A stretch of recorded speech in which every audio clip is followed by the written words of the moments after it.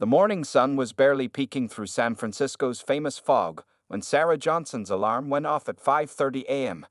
She lived in a small but neat one-bedroom apartment in the Mission District, a neighborhood that still held on to its cultural roots despite the tech boom changing everything around it. Sarah was 28 years old, with warm brown eyes and a smile that could brighten anyone's day. She had worked at the Golden Fork, one of San Francisco's most popular upscale restaurants, for the past 3 years. The restaurant sat right in the heart of the financial district, where tall glass buildings touched the sky and busy people in expensive suits rushed around with coffee cups in their hands. Every morning, Sarah followed the same routine. She made her bed, brewed a cup of coffee, and spent 15 minutes reading news about the tech industry on her laptop. This wasn't just casual reading. Sarah had big dreams. While most people saw her as just another waitress, she was secretly working on plans to open a technology center for underprivileged kids in her community. Growing up, she had watched many talented young people miss out on opportunities simply because they didn't have access to computers or proper training. One day, she would tell her younger sister Tamika, "We're going to change that." The bus ride to work took 45 minutes, and Sarah used this time to watch online coding tutorials. Other passengers probably thought she was watching videos for entertainment, but she was actually learning the basics of computer programming.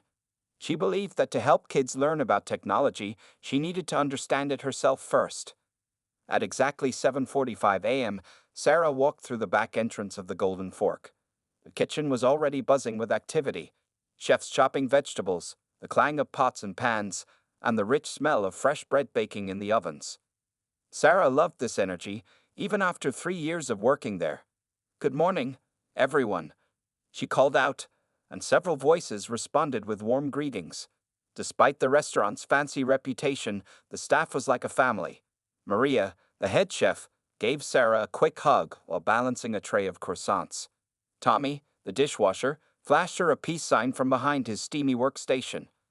In the employee locker room, Sarah changed into her crisp black uniform and comfortable work shoes.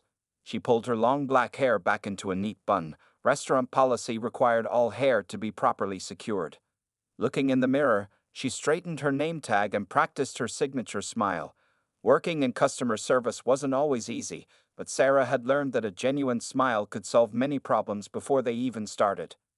During the pre-shift meeting, Mr. Peterson, the restaurant manager, went through the day's specials and VIP reservations. "Remember," he said, looking at his staff seriously, "we've been getting more tech executives and celebrities lately. Discretion is key to our reputation." Sarah nodded along with her colleagues.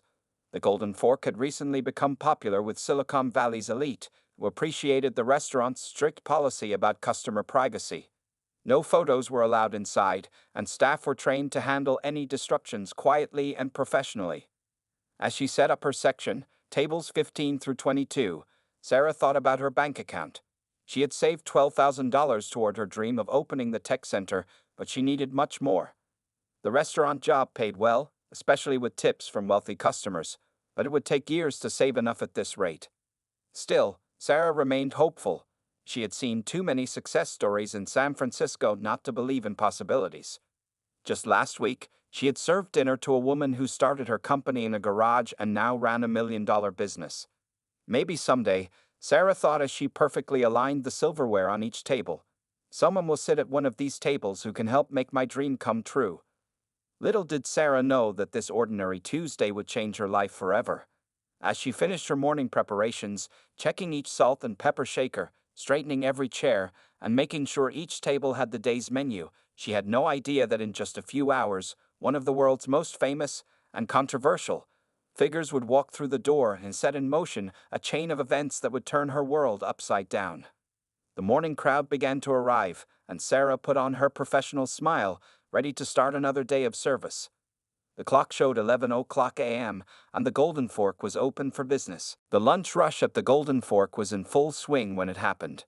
Sarah had just finished serving a table of investment bankers their appetizers when she noticed a slight stir near the entrance. She looked up and nearly dropped her serving tray. Standing there, wearing a simple black t-shirt and jeans, was Elon Musk. He was talking quietly with Jenny, a hostess, who looked nervous as she checked her seating chart. Sarah watched as several diners began to whisper and point, some already reaching for their phones. Jenny led Musk to table 17, right in Sarah's section. Sarah's heart began to beat faster, not because she was starstruck, but because she knew this situation needed careful handling. Table 17 was in the middle of the dining room, exposed to curious eyes from every angle.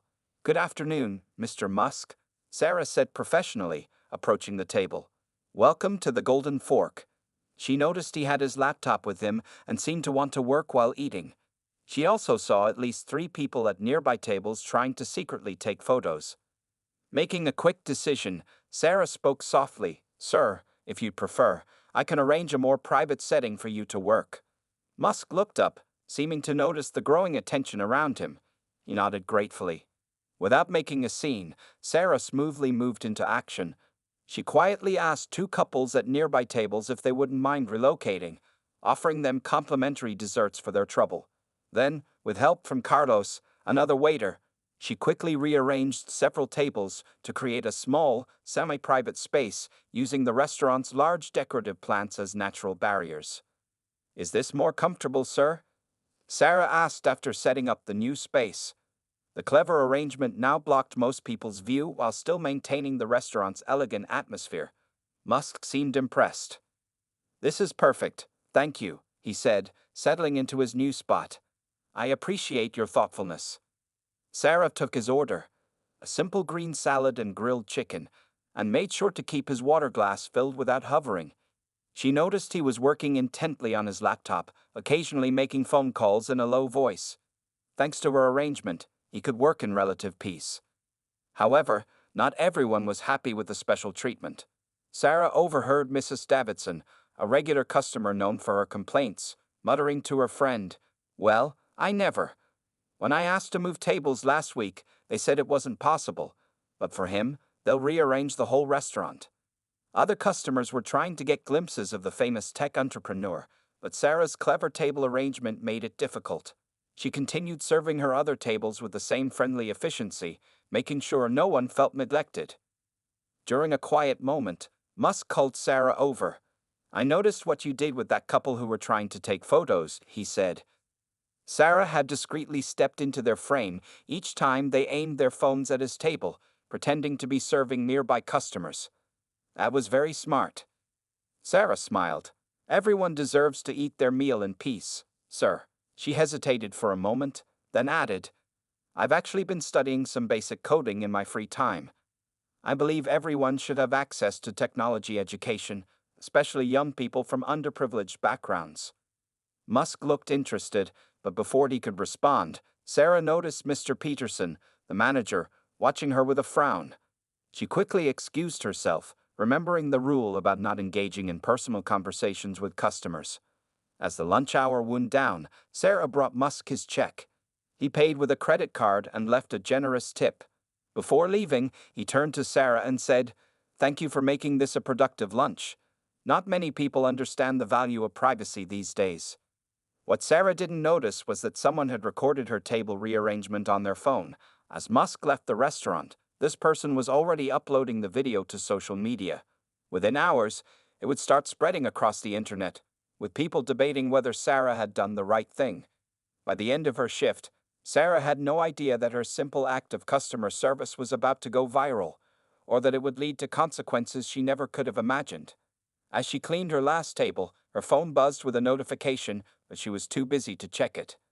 That notification was just the beginning of what would become the most challenging and transformative period of her life. Sarah woke up the next morning to her phone buzzing nonstop.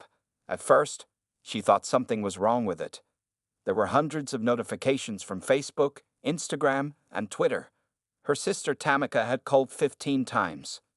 "Sarah, you're all over the internet." Tamika's excited voice burst through the phone when Sarah finally called back. "Someone posted a video of you helping Elon Musk yesterday, and it's gone super viral." With shaking hands, Sarah opened Twitter. The video showed her smoothly rearranging the tables and blocking people from taking photos. It already had over 2 million views. The caption read, "Black Waitress goes above and beyond to protect Elon Musk's privacy. This is what excellent service looks like. #service excellence." But as Sarah scrolled through the comments, Her heart sank. While many people praised her professionalism, others were angry. Some accused her of giving special treatment to the wealthy. Others called her a sellout for helping Musk, who had controversial opinions about many topics. The comments section had turned into a heated battlefield. The Golden Fork gives special service to billionaires while regular customers get ignored. #discrimination, one tweet read. Another defended her. This waitress showed amazing professional judgment. She deserves a promotion. The video had spread to other platforms too. On Facebook, people were sharing it with long comments about wealth inequality and privilege. Someone had even created a meme comparing Sarah to famous historical figures who chose the wrong side. Her phone rang again. This time it was Maria, the head chef at the Golden Fork. "Sarah, honey, have you seen what's happening? Don't come in through the front door today. There are news vans outside the restaurant." Sarah felt sick to her stomach. She had only done her job, what she would have done for any customer who needed privacy. Now it had turned into something much bigger than her. When she arrived at work through the back door, the kitchen was buzzing with nervous energy. Everyone was talking about the video. Tommy, the dishwasher, gave her a supportive pat on the shoulder. "You did nothing wrong," he said firmly. But Mr. Peterson, the restaurant manager, didn't seem to agree. His face was red as he paced around his small office, where Sarah now sat nervously. The restaurant's phone lines were jammed with people calling to complain, or surprisingly, to make reservations, hoping to get the same celebrity treatment. "Do you realize what you've done?" Mr. Peterson asked, running his hands through his thinning hair. "We got protesters outside saying we discriminate against regular customers. Social media is calling us elitist. Other customers from yesterday are complaining that you gave them less attention because of Musk." Sarah tried to explain that she had treated all her customers equally, but Mr. Peterson wasn't listening. He was reading angry emails on his computer, his face getting redder by the minute. During her lunch break, Sarah discovered that her personal social media accounts had been found. People were sending her hundreds of friend requests and messages. Some praised her work ethic and asked for job advice. Others sent angry messages about choosing sides in wealth inequality. A few tech industry people even offered her jobs, impressed by her handling of the situation. The local news stations wanted interviews. Blog posts analyzed every detail of the video, discussing everything from customer service ethics to racial dynamics in the service industry. Someone had even started a Twitter debate about whether Sarah's actions represented heat capitalism or basic human decency. By the end of her shift, #the Golden Fork Waitress was trending on Twitter. The restaurant's Yelp page was flooded with both 1-star and 5-star reviews from people who had never eaten there. Food critics and social media influencers were writing long posts about the incident, turning it into a symbol for larger social issues. As Sarah rode the bus home that evening, exhausted and overwhelmed, she noticed people glancing at her and whispering. A teenage girl took a secret photo of her. Her simple act of customer service had somehow turned her into the center of a viral storm, and she had no idea how to handle it. Back in her apartment, Sarah turned off her phone and sat in the dark, wondering how something so simple had turned into something so complicated. Little did she know, the next day would bring even bigger changes to her life. Changes that would force her to decide what she really stood for and what she was willing to fight for. The following morning, Sarah arrived at the Golden Fork at her usual time of 7:45 a.m. Something felt different. The kitchen, usually bustling with morning preparations, was unusually quiet. Maria, who always greeted her with a warm hug, just gave her a sad look and turned away quickly. "Sarah, please come to my office immediately," Mr. Peterson's voice called out as soon as she walked in. His tone made her stomach drop. In his office, she found not only Mr. Peterson but also Mrs. Zhang, the restaurant's owner, and a man in a suit she had never seen before. "Please, sit down," Mrs. Zhang said softly. She had always been kind to Sarah, but today her face was stern and worried. "Sarah, we've been dealing with a serious situation because of your actions 2 days ago." The man in the suit introduced himself as the restaurant's lawyer. He placed several papers on the desk in front of her. "The video of you rearranging the restaurant for Mr. Musk has caused significant problems," he explained. "We've received complaints from customers who were moved from their tables. They're threatening to sue for discrimination." Mr. Peterson jumped in, his face red again. Our phone lines are still blocked with complaints. We've lost 3 major corporate lunch reservations. The protesters outside are driving away customers. This morning, someone threw eggs at our windows. Sarah tried to speak, but Mrs. John raised her hand. We've also discovered that you broke several company policies, she continued. Moving tables without manager approval, engaging in personal conversation with a customer about your coding studies, and most seriously, creating a special seating arrangement that other customers perceived as discriminatory. But I was just trying to protect a customer's privacy, Sarah protested, her voice shaking. I would have done the same for anyone who needed it. The lawyer pushed the papers toward her. Unfortunately, the Golden Fork has decided to terminate your employment, effective immediately. Sarah felt like all the air had been sucked out of the room. You're firing me? For doing my job? You'll receive 2 weeks severance pay, Mr. Peterson said, not meeting her eyes. And we'll provide a basic reference for future employment. As Sarah cleaned out her locker 20 minutes later, her coworkers watched in silence. Only Tommy dared to approach her. This isn't right, he whispered, helping her pack her things. You're just doing your job. Walking out through the back door for the last time, Sarah found Maria waiting for her. The head chef hugged her tightly and slipped a piece of paper into her hand. My cousin owns a restaurant in Oakland, she whispered. Call her. She'll understand what really happened here.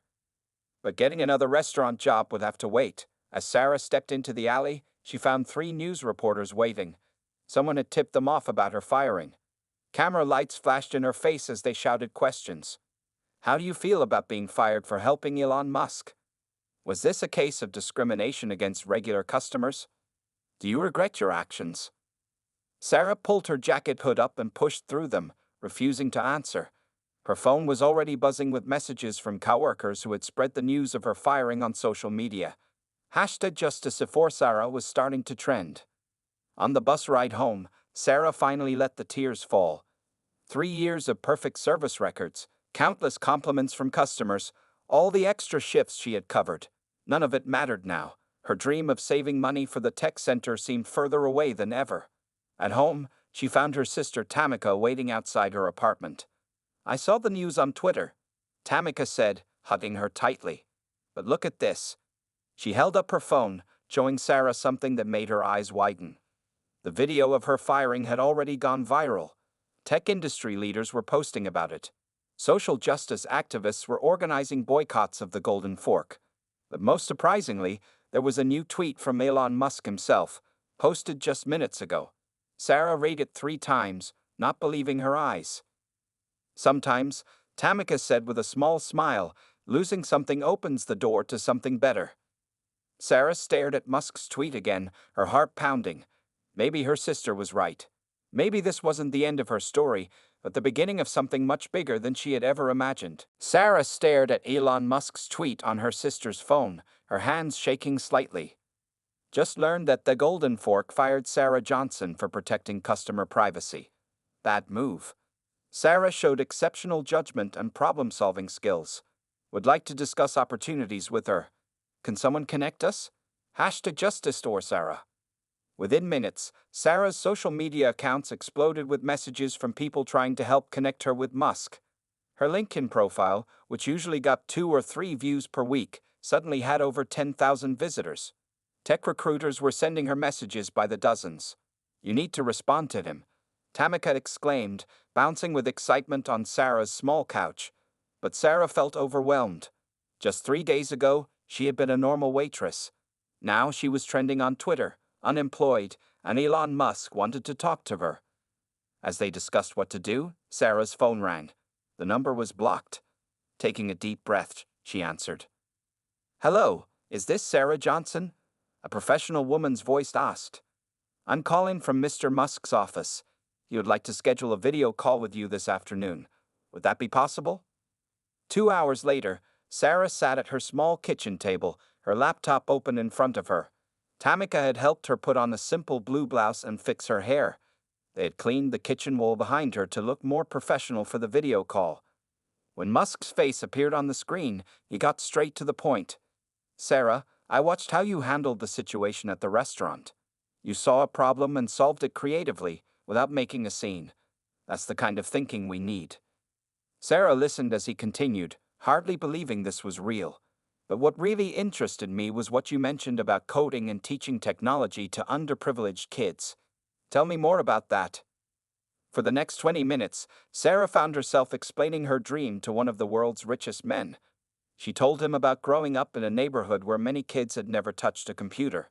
She described her idea for a technology center that would teach coding, robotics, and business skills to young people who couldn't afford expensive classes. How much money have you saved for this project? Musk asked. $12,000, Sarah replied honestly. I was saving my tips, but her voice trailed off as she thought about her lost job. Musk nodded thoughtfully. Here's what I'm thinking, he said. We don't need another waitress at Tesla or SpaceX. What we need are people who can spot problems and solve them efficiently. People who understand both technology and human interaction. He explained his proposal. Instead of offering her a regular job, he wanted to connect her with his education technology team. They would help her develop her youth center concept into a real program. But there was a catch. You'll need to learn a lot, very quickly, he warned. Are you ready for that challenge? Sarah sat up straighter. Mr. Musk, I've been teaching myself coding while riding the bus to work. I'm ready for any challenge. He smiled. Good answer. Check your email in 10 minutes. My team will send you details about our education technology initiative. We'll set you up with mentors, resources, and a development plan. After the call ended, Sarah and Tamika sat in stunned silence. The email arrived exactly 10 minutes later, as promised. It contained information about a 6-month intensive training program, a project development grant, and connections to educational technology experts. Is this really happening? Sarah whispered, reading the email for the third time. Her phone buzzed with another notification.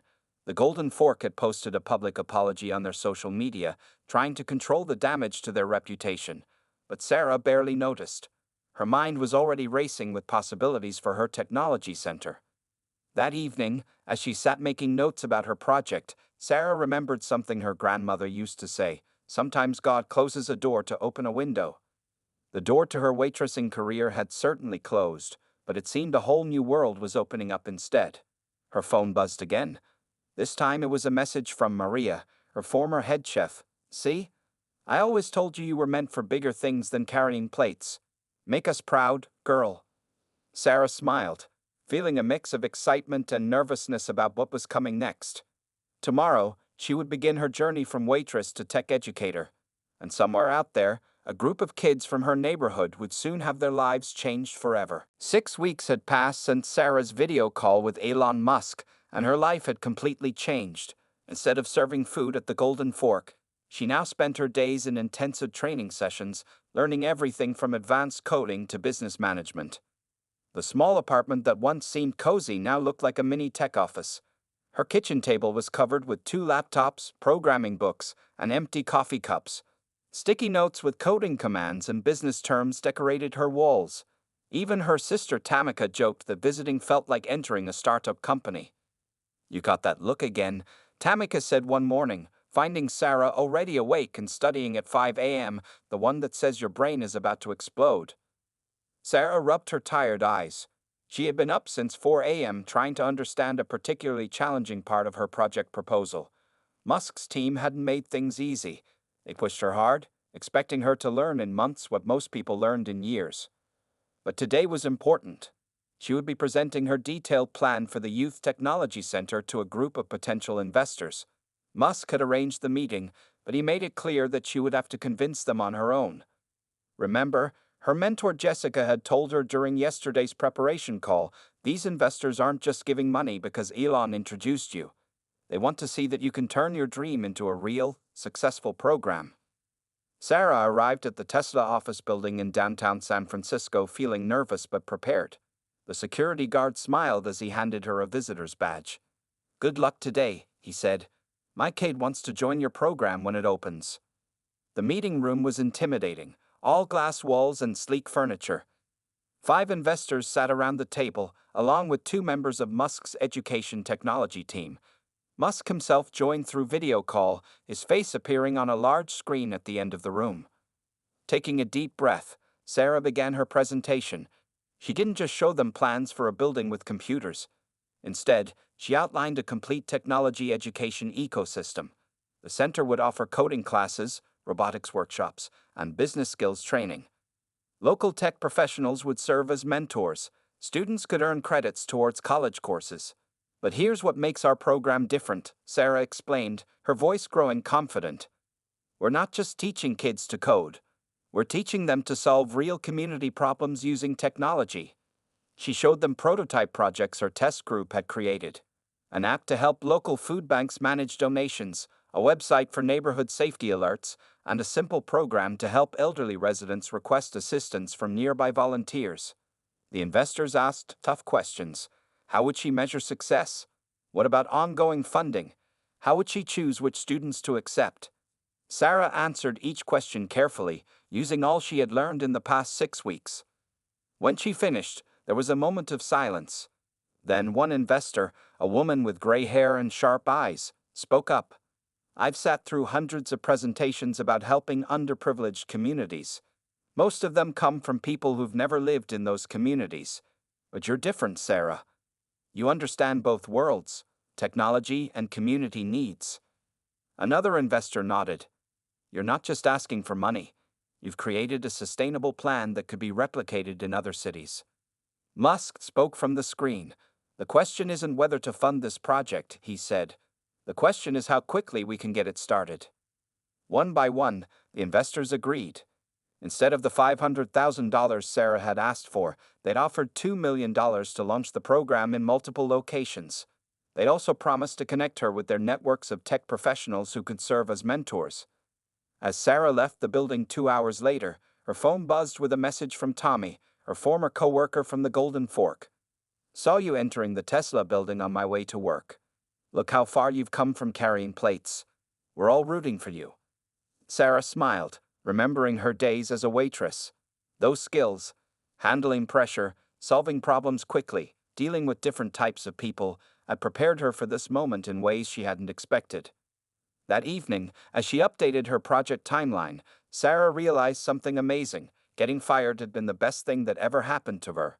Sometimes life's biggest opportunities come disguised as problems, and the key is being brave enough to grab them when they appear. 3 months after the investors' meeting, Sarah stood in front of a renovated building in her old neighborhood. The sign above the door read Tech Bridge Center, empowering future innovators. This was no longer just a dream on sticky notes. It was real. Inside, brand new computers lined the walls of 3 classrooms. A robotics lab filled the basement, and upstairs, a large space had been turned into a collaborative workspace where students could work on their projects. Everything smelled of fresh paint and new possibilities. Can you believe this used to be the old pharmacy? Tamika asked, helping Sarah arrange chairs for the grand opening ceremony. The building that had stood empty for 5 years was now a beacon of hope for the community. Sarah checked her phone. Over 200 people had signed up for the opening event. Local news stations were sending reporters. Even the Golden Fork had tried to send a representative, though Sarah politely declined their request. Some bridges, once burned, needed to stay that way. At 10 a.m. sharp, families began arriving. Parents with excited children, teenagers trying to look cool but clearly interested, and elderly neighbors who simply wanted to see what was happening in their community. Sarah's heart swelled when she saw Tommy and Maria from the Golden Fork had taken the day off to support her. Welcome to TechBridge, Sarah said into the microphone, her voice steady despite her nerves. 3 months ago, this was just an empty building. Today, it's the beginning of something amazing. She introduced her team. 5 tech professionals who had left high-paying jobs to teach at the center, 3 college student volunteers, and 2 community organizers. Each of them believed in the vision of bringing technology education to underserved neighborhoods. The first success story was already happening. Jerome, a 14-year-old from the neighborhood, stepped up to demonstrate the app he had developed during their pilot program. The app helped local small businesses advertise their services to the community. 3 shops were already using it. Before TechBridge, Jerome told the crowd, "I thought tech jobs were for other people, not kids like me.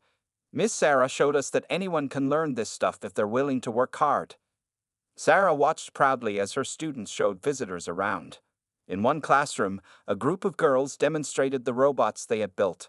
In another, teenagers explained their community service apps to amazed parents. The collaborative workspace buzzed with energy as younger kids tried coding games on the new computers. A local council member who attended the opening said, "This is exactly what our community needed. Not just computers and classes, but a place that says to our young people, your dreams matter, your ideas matter, your future matters." The impact went beyond technology. Local businesses had started offering internships to TechBridge students. 3 high schools had partnered with the center to offer credit for their courses. A major tech company, not Musk's, had promised to interview any student who completed the advanced programming track. During the afternoon session, Sarah overheard 2 mothers talking. "My son used to hang out on the streets after school," one said. "Now he can't wait to come here and work on his robot." "My daughter too," the other replied. "She's talking about becoming a software engineer. I didn't even know what that was before." As the day went on, more stories emerged. A grandmother learning to use computers so she could video chat with her family. A single mom taking coding classes at night to qualify for better jobs. A group of middle school students designing a website to help homeless people find local resources. Near the end of the event, Sarah received a surprise video call from Elon Musk. She put it on the main screen so everyone could see. "What you built here," Musk said to the crowd, "is more than just a tech center. It's a model for how we can bring technology education to communities everywhere. We're already looking at opening similar centers in 10 other cities." After the last visitor left, Sarah sat alone in the main classroom. She touched one of the sleek new computers, remembering how she used to study coding tutorials on her phone during bus rides. On the wall hung a framed photo of her rearranging tables at the Golden Fork. The moment that had changed everything. "Miss Sarah," a small voice called. A young girl peeked in. "Can I sign up for classes tomorrow?" Sarah smiled. This was why she had worked so hard. This was what success really looked like. Not the funding or the fancy building, but the spark of hope in a child's eyes. 1 year had passed since Sarah lost her job at the Golden Fork.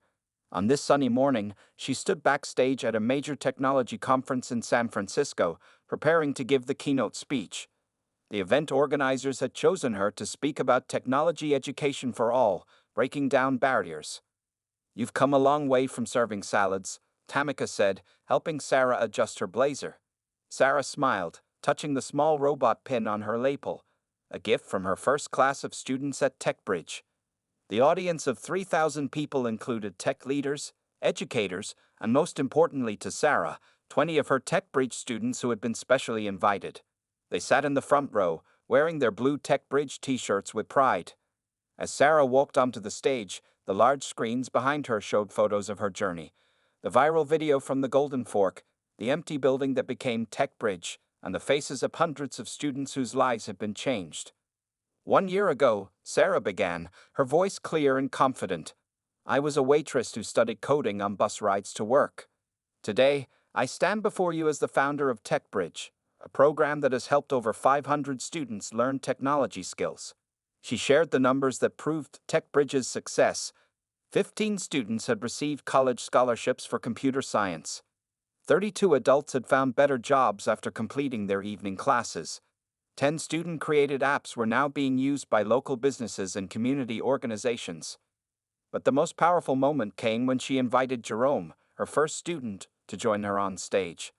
Now 15, he had just won a national coding competition. Before TechBridge, Jerome told the audience, "I thought tech was something that happened in big offices downtown, not in my neighborhood." Ms. Sarah showed us that technology belongs to everyone. Sarah then revealed the big news. TechBridge was expanding. Thanks to their success, similar centers were opening in 12 more cities. The program had caught the attention of major tech companies, leading to a $50 million investment fund for technology education in underserved communities. After the speech, as people lined up to talk to her, Sarah noticed a familiar face in the crowd. It was Mr. Peterson, her former manager from the Golden Fork. He looked uncomfortable but determined. "Sarah," he said when it was his turn, "I came to apologize. We made a huge mistake firing you. Would you consider coming back? As a manager this time?" Sarah smiled kindly but shook her head. thank you. But my path is different now, though I'd love to have the Golden Fork participate in our business training program for students. Later that afternoon, Sarah had her regular monthly video call with Elon Musk. They discussed TechBridge's progress and plans for expansion. "You've exceeded all expectations," Musk told her. "You didn't just create a tech center, you created a movement." That evening, Sarah visited her old neighborhood. She walked past the Golden Fork, which had changed its policies after her viral incident. Their windows now displayed a sign: "All customers deserve respect. We're committed to fair treatment." At TechBridge, the lights were still on. Through the windows, she could see students working on their projects. A group of elderly residents were in the computer lab, learning to use social media. In the robotics room, kids were programming small robots to follow paths they had designed. Sarah's phone buzzed with a text from Maria, her old friend from the Golden Fork. "Saw your speech online. From serving food to serving inspiration, you're living proof that sometimes losing your way helps you find your path." As she walked home, Sarah passed the bus stop where she used to study coding tutorials. A teenage girl sat there, watching a programming video on her phone. "Hey," Sarah said, "are you interested in learning to code?" The girl looked up, surprised. "Yeah, but I don't have a computer." Sarah reached into her bag and pulled out a TechBridge flyer. "Come visit us tomorrow. We have a computer waiting for you." That night, as Sarah updated her diary, she wrote, "1 year ago, I thought losing my job was the end of my story. Instead, it was just the beginning. Sometimes life's biggest failures lead to our greatest purposes. Today, I'm no longer serving meals, I'm serving opportunities. And that's the most satisfying job of all." The next morning, Sarah would wake up early again, not to serve breakfast at the Golden Fork, but to open the doors of TechBridge to another day of changing lives through technology. Her story had become proof that sometimes the worst thing that happens to you can lead to the best thing you'll ever do.